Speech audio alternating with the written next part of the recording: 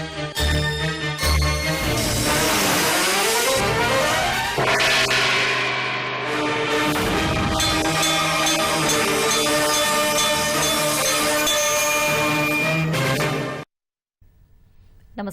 ఘంటారవానికి స్వాగతం. ముందుగా ప్రధాన అంశాలు.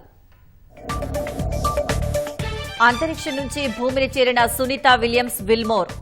తెల్లవారుజామున ఫ్లోరిడాలో దిగిన 4 వ్యోమగాములు.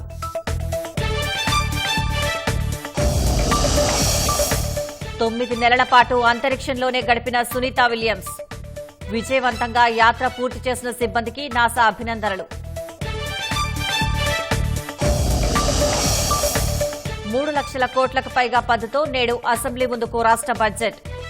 గ్యారంటీల అమలుకు భారీగా నిధులు కేటాయించే అవకాశం. వాస్తవాలను దాచిపెట్టడం, హైకోర్టును తప్పుతో పట్టించడమే. భూ వివాదం కేసులో వ్యక్తికి కోటి జరిమానా విధిస్తూ సంచలన తీర్పు. ఫోన్ ట్యాపింగ్ నిందితులను భారత్ రప్పించడంలో ముందడుగు. ప్రభాకర్ రావు, శ్రవణ్ రావుపై ఇంటర్పోల్ రెడ్ కార్నర్ నోటీస్ జారీ.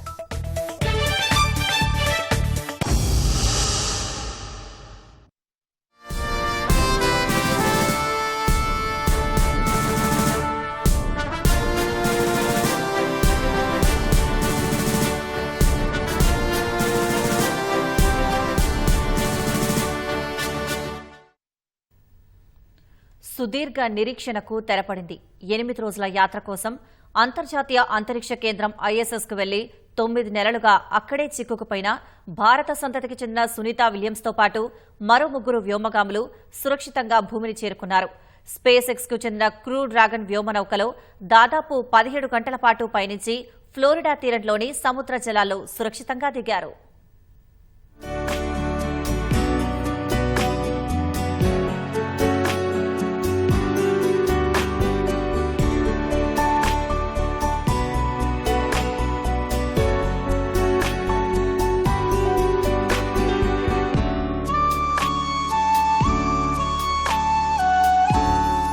భారత సంతతికి చెందిన సునీత విలియమ్స్ ఎట్టకేలకు అంతరిక్షం నుంచి భూమిపైకి చేరుకున్నారు. దాదాపు 9 నెలల పాటు అంతరిక్షంలోనే ఉండిపోయిన సునీత, మరో వ్యోమగామి బుచ్ విల్మోర్, మరో 2 ఆస్ట్రోనాట్లు Nick Hague, Russian cosmonaut Alexander Gorbunov తో కలిసి సురక్షితంగా పుడమిని చేరారు. భారత కాలమానం ప్రకారం మంగళవారం ఉదయం 8 గంటల 15 నిమిషాలకు హ్యాచ్ మూసివేత ప్రక్రియ జరిగింది.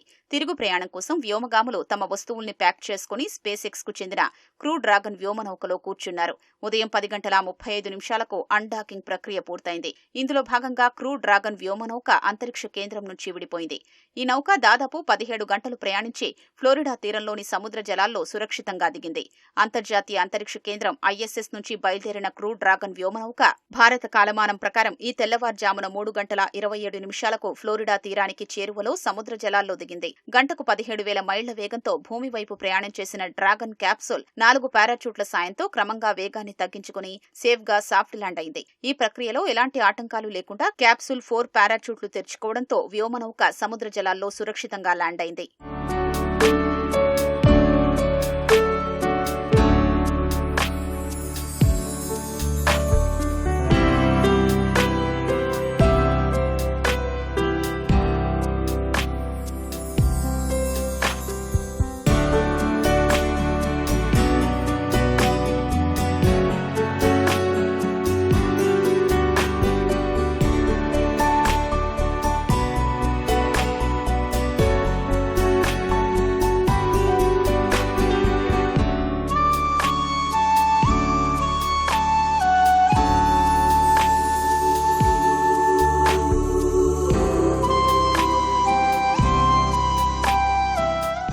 క్యాప్సూల్ భూ వాతావరణంలోకి ప్రవేశించిన సమయంలో థర్మల్ ప్రొటెక్షన్ సిస్టమ్ రక్షణగా నిలిచింది.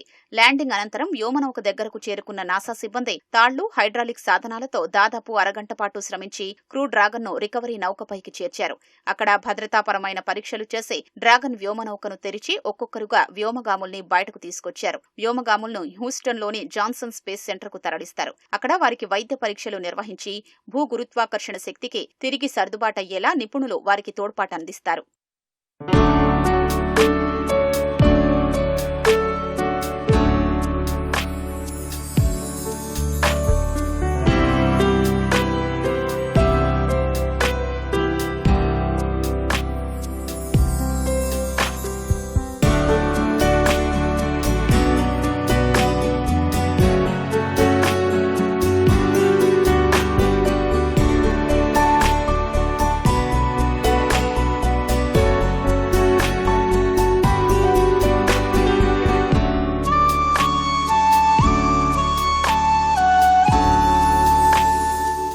2024 జూన్ 5న ప్రయోగించిన బోయింగ్ వ్యోమనౌక స్టార్ లైనర్లో సునీత విలియమ్స్, విల్మోర్ ఐఎస్ఎస్ కు చేరుకున్నారు. ప్రణాళిక ప్రకారం వీరు 8 రోజులకే భూమిని చేరుకోవాల్సి ఉంది. అయితే స్టార్ లైనర్లో సాంకేతిక సమస్యలు తలెత్తడంతో వ్యోమగాములు లేకుండానే అది భూమికి తిరిగొచ్చింది. నాటి నుంచి సునీత, విల్మోర్లు ఐఎస్ఎస్ లోనే చిక్కుకుపోయారు. వీరిని భూమి మీదకు తెచ్చేందుకు గతేడాది సెప్టెంబర్లో స్పేస్ ఎక్స్ క్రూ 9 మిషన్ చేపట్టింది. డ్రాగన్ వ్యోమనౌకను అంతర్జాతీయ అంతరిక్ష కేంద్రానికి పంపారు. సాధారణంగా 4 వెళ్లాల్సిన వ్యోమనౌక సునీత్, విల్మోర్ కోసం 2 సీట్లు ఖాళీగా ఉంచి ఇద్దరితోనే వెళ్లింది. ఇప్పుడు అంతర్జాతీయ అంతరిక్ష కేంద్రం నుంచి 4 వ్యోమగాములు తిరిగి భూమి మీదకొచ్చారు.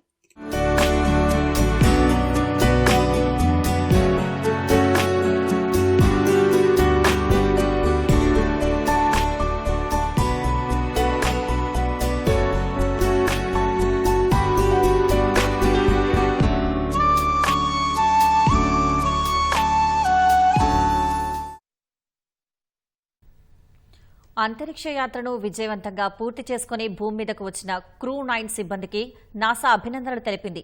ఈ యాత్ర విజయవంతం కావడంలో స్పేస్ ఎక్స్ది అద్భుత పాత్ర అని కొనియాడింది. క్యాప్సూల్ భూమిని చేరే సమయంలో వాతావరణం అనుకూలంగా ఉందని, డ్రాగన్ క్యాప్సూల్ ల్యాండింగ్కు ఎలాంటి ఇబ్బంది ఎదురుకాలేదని తెలిపింది.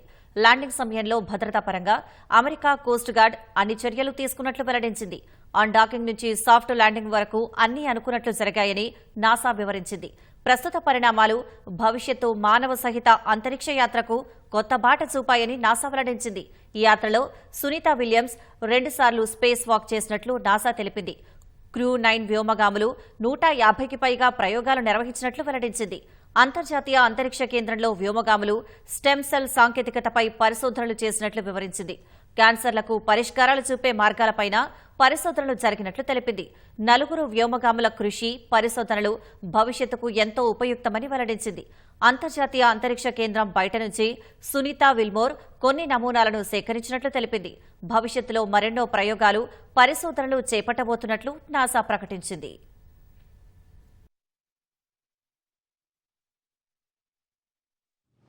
I want to thank the Crew 9 team and the ground teams for their dedication to excellence, their resilience, their flexibility during this expedition, everything they did to have a successful expedition as you have all witnessed.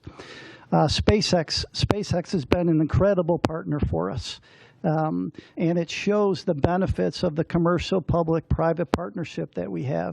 So they just been a huge, great partner throughout all this. Crew 9, in addition to the spacewalks that many of you witnessed, they performed just about 150 experiments on board the International Space Station with over 900 hours of research. And the work we do on the International Space Station benefits the nation, benefits people on Earth, and are the building blocks for going back to the moon and to Mars. Again, I want to congratulate the entire NASA Commercial Crew Program, the SpaceX team. You know, in many ways, if I step back to last year, this has been 9 months in the making, and I couldn't be prouder of our team's versatility, our team's ability to adapt and really build for the future of human spaceflight and looking at different ways to do business, taking advantage of one vehicle to launch a crew and then bring back the crew in a different vehicle. Our partner SpaceX did a tremendous job. Every time we asked them to do something a little different, they stepped up and to the plate and did that, including swapping capsules 6 weeks ago prior to Crew 10, and then also adjusting the Crew 9 mission. You know, we'll celebrate for a while. We're going to take some time in Commercial Crew to celebrate this one and spend a little time with the crew, and then we'll move on to Crew 11. Crew 11 will be here before we know it. We'll launch that vehicle as early as mid-July, so we'll start preparing for that. 9 నెలలుగా అంతరిక్షంలో చిక్కుకుపోయిన భారత సంతతికి చెందిన Sunitha Williams సురక్షితంగా భూమిపైకి చేరుకోవడంతో భారత్లోని ఆమె పూర్వీకుల గ్రామంలో సంబరాలు నెలకొన్నాయి. గుజరాత్లోని జులాసన్లో సునీత విలియమ్స్కు చెందిన ఆమె బంధువులు సంబరాలు చేసుకున్నారు. టపాసులు, బాణాసంచా కాల్చుతూ డాన్సులు చేశారు. అంతకుముందు ఆమె సురక్షితంగా రావాలని ఆ గ్రామంలోని దేవాలయంలో పూజలు నిర్వహించి యజ్ఞం చేశారు.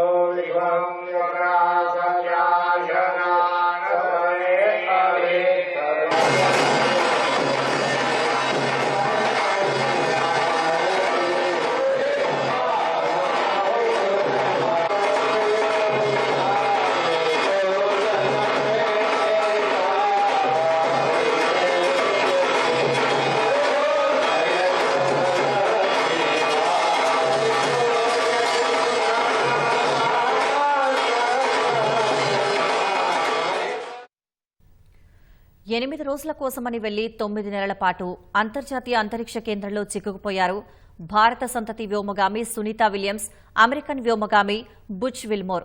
స్టార్ లైనర్ టెస్ట్ ఫ్లైట్ కోసం వెళ్లిన వీరిద్దరూ సాంకేతిక సమస్యల కారణంగా ఐఎస్ఎస్లోనే ఉండిపోవాల్సి వచ్చింది.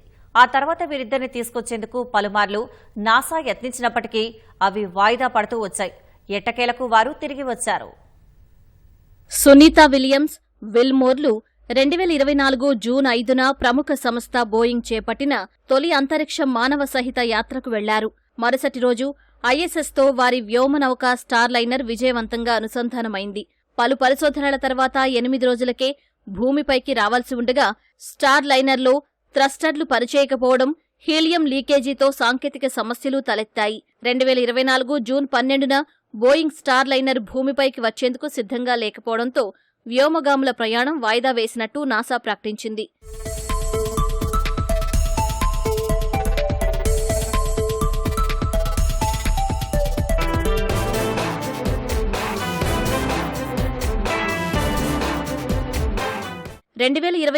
జూన్ 26న వ్యోమగాములు తిరుగు ప్రయాణం కానున్నట్లు నాసా తెలిపింది. ఆ తర్వాత మళ్లీ వాయిదా వేసింది. అన్నీ అనుకూలిస్తే 2024 జులై 2న వీరి తిరుగు ప్రయాణం ఉండొచ్చని ఆ సమయంలో పేర్కొంది. ఈ నేపథ్యంలో సునీతా విల్మోర్ ఐఎస్ఎస్ సిబ్బందితో కలిసి దాని నిర్వహణ బాధ్యతలు సహా పరిశోధనలు చేపట్టారు. కొన్ని రోజులకే సాంకేతిక సమస్యను పరిష్కరించిన బోయింగ్ వ్యోమగాములను తిరిగి భూమిపైకి తీసుకొచ్చేందుకు స్టార్ లైనర్ సురక్షితమే అని చెప్పింది. కానీ నాసా అందుకు అంగీకరించలేదు. భూమిపైకి వ్యోమగాములను తీసుకొచ్చే సమయంలో సమస్యలు తలెత్తవచ్చని భావించి వద్దని పేర్కొంది.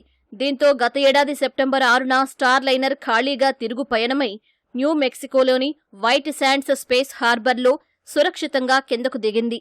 సునీతా విలియమ్స్కు మరికొంతకాలం నిరీక్షణ తప్పలేదు.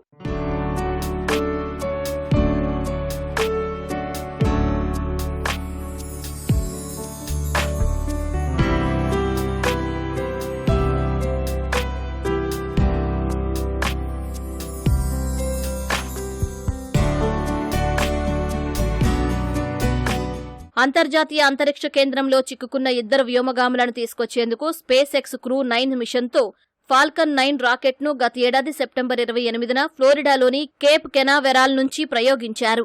సెప్టెంబర్ 29న సాయంత్రం 5:30 అది ఐఎస్ఎస్తో అనుసంధానమైంది. ఐఎస్ఎస్తో డాకింగ్ ప్రక్రియ పూర్తి కాగానే క్రూ 9 మిషన్లోని నాసా వ్యోమగామి Nick Hague, Russian cosmonaut Alexander Gorbunov అదే రోజు రాత్రి 7 గంటల తర్వాత ఐఎస్ఎస్లోకి ప్రవేశించారు. హగ్, గోర్బునోవ్ 2025 ఫిబ్రవరిలో భూమిపైకి తిరిగి రానున్నట్టు నాసా ఆ సమయంలో ప్రకటించింది. సుదీర్ఘకాలం అక్కడే చిక్కుకుపోయిన సునీతా విలియమ్స్, విల్మోర్ వీరితో పాటు అదే మిషన్లో భూమిపైకి చేరుకోనున్నారని పేర్కొంది.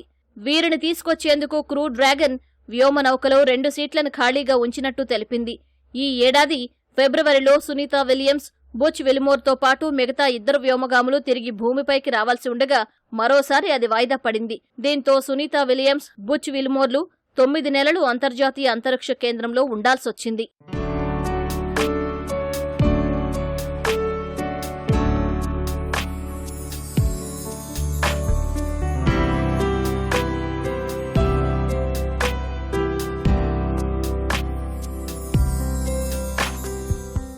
అంతరిక్షంలో ఉన్న సమయంలో సహోద్యోగులతో కలిసి సునీతా విలియమ్స్ దీపావళి వేడుకలు జరుపుకున్నారు. భూమిపై ఉన్న పలువురు విద్యార్థులతో చిట్చాట్లో తన అనుభవాలు పంచుకున్నారు. అంతరిక్ష కేంద్రంలో ద్రవాలను ఎలా తీసుకుంటారో వారికి చూపించారు. ఫిబ్రవరిలో తిరుగు ప్రయాణంపై మళ్లీ అనిశ్చితి నెలకొన్న వేళ తాము అక్కడ బాగానే ఉన్నామని సునీత పేర్కొన్నారు. స్పేస్ ఎక్స్ క్రూ డ్రాగన్ వ్యోమనౌకలో భూమిపైకి వస్తామని ధీమాగా చెప్పారు. ఈ క్రమంలోనే మార్చి 12న స్పేస్ ఎక్స్ డ్రాగన్ వ్యోమనౌక ద్వారా వారిని వెనక్కి తీసుకొస్తున్నట్టు నాసా, స్పేస్ ఎక్స్ ప్రకటించాయి. మార్చి 16న విజయవంతంగా ఐఎస్ఎస్ను డ్రాగన్ క్రూ 10 వ్యోమనౌక చేరుకుంది.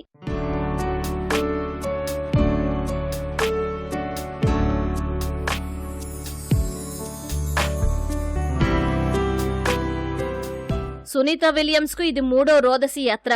గతంలో ఆమె 2006, 2012లో ఐఎస్ఎస్కు వెళ్లారు. మొత్తం 50 గంటల 40 నిమిషాల పాటు స్పేస్ వాక్ నిర్వహించారు. 322 రోజుల పాటు అంతరిక్షంలో గడిపారు.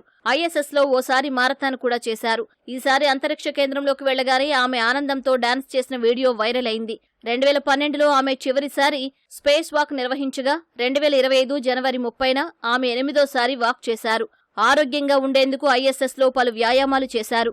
ఈసారి 8 రోజుల యాత్ర కోసం వెళ్లి 9 నెలల పాటు అంతరిక్ష కేంద్రంలో చిక్కుకుపోయారు.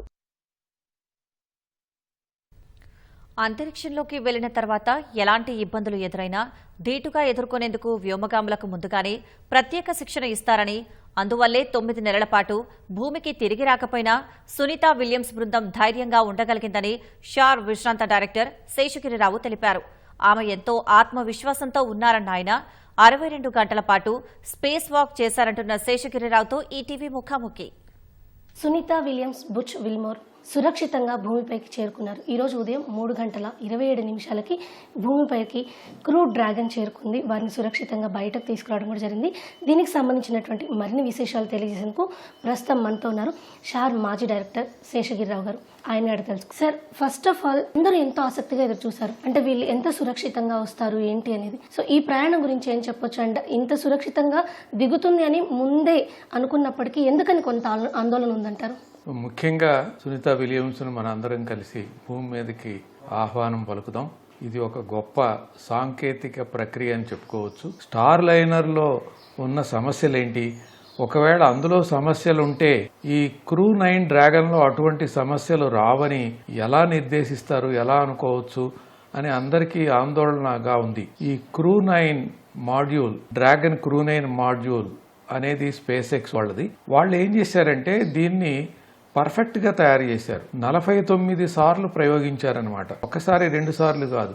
అదే స్టార్ లైనర్ కనుక మనం తీసుకున్నట్టయితే దాన్ని 2 సార్లు ప్రయోగించారు. ఒకసారి ఆర్బిట్ దాకా వెళ్లి తిరిగి వచ్చింది, రెండవసారి అనుసంధానమై మానవులు లేకుండా తిరిగి వచ్చింది, మూడవసారి ప్రథమంగా సునీత విలియమ్స్ ని విల్మోర్ ని తీసుకుని స్టార్ మాడ్యూల్, స్టార్ లైనర్ అనే దాన్ని ఏ విధంగా పనిచేస్తుంది, మానవుని తీసుకెళ్లి తీసుకురావటానికి అనే టెస్ట్ చేయటానికి ఉపయోగించిందనమాట.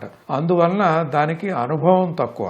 ఈ సాంకేతికంగా ఏర్పడిన లోపాలు ఈ డ్రాగన్ లో ఉండటానికి అవకాశం లేదు. దీన్ని 49 సార్లు ప్రయోగించున్నారు అంతకుముందు. ఆ 49 సార్లలో 44 సార్లు అనుసంధానం చేసున్నారు. అనుసంధానం చేయటమే కాదు, తీసుకెళ్లిన మానవులందరినీ, వ్యోమగాముల్ని దిగ్విజయంగా భూమి మీదకి తీసుకొచ్చారు.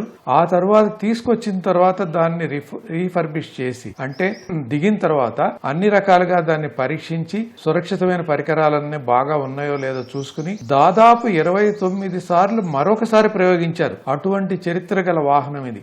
ఎటువంటి సమస్యలు లేకుండా సునీత విలియమ్స్ తీసుకురావడానికి వీలైందని మనం చెప్పుకోవచ్చు. ఏదైతే వీళ్ళు మొదట వెళ్ళినటువంటి స్టార్ లైనర్ ఉందో అది కూడా సురక్షితంగానే వెనక్కి వచ్చింది. దాంట్లో ఏదైతే హీలియం లీకేజ్ కి సంబంధించి ఇబ్బందులు ఏర్పడ్డాయో వాటిని క్లియర్ చేసిన తర్వాతే తిరిగి భూమిపైకి వచ్చింది. అయితే ఎందుకని వ్యోమగాములను తీసుకురావడానికి ఆలోచించడం జరిగింది? మానవ సహిత ప్రయోగాలు చేయాలి అంటే దాన్ని రిలయబిలిటీ ఎంత ఉండాలి అని మనం ఒక్కసారి చూసుకున్నప్పుడు దాంట్లో ఉన్న వ్యవస్థలన్నిటికీ ఒక రిలయబిలిటీ నంబర్ అనేది క్యాలిక్యులేట్ చేస్తారు. ఈ ప్రయోగానికి ముందు స్టార్ లైనర్ రిలయబిలిటీ క్యాలిక్యులేట్ చేసినప్పుడు అనుకున్న విధంగా ఉంది.